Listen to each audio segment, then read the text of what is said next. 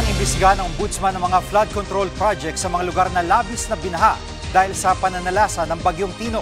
Live mula sa Quezon City, nangunguna sa balita si JC Cosico. Kapatid ang sisilipin ng Ombudsman sa investigasyon na ito.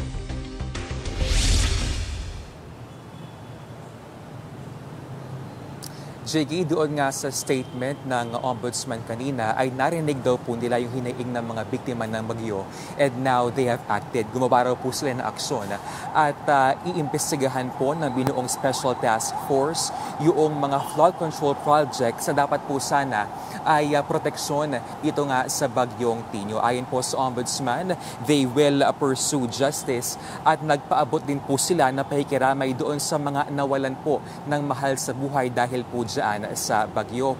Una na pong sinabi ng DPWH na dapat pong maimbestigahan yung mga flood control projects dyan po sa Cebu.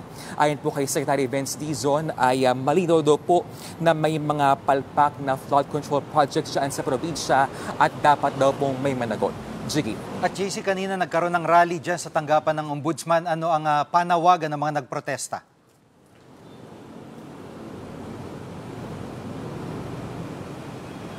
Yes, Jiggy, nagkaroon nga ng bahagyang tensyon dito nga sa Ombudsman nang suguri nila ang ng mga militant groups itong Office of the Ombudsman po kaninang hapon. No?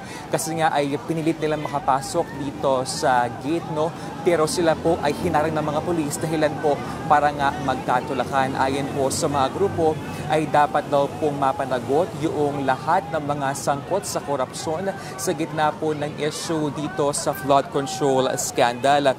Panawagan po nila ay dapat din pong imbestigahan yung mahigit 400 projects dyan po sa Cebu na higit 26.7 billion pesos magkatapos po ng matinding pagbaha roon.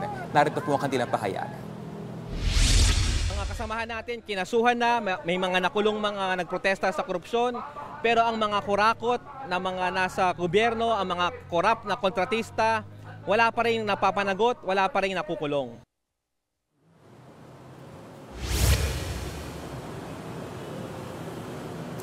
Jiggy, wala pang statement ang Office of the Ombudsman dito pero una na ang sinabi ni Ombudsman Remulla na wala po sila sasantukin sa kanilang investigasyon ukol dito.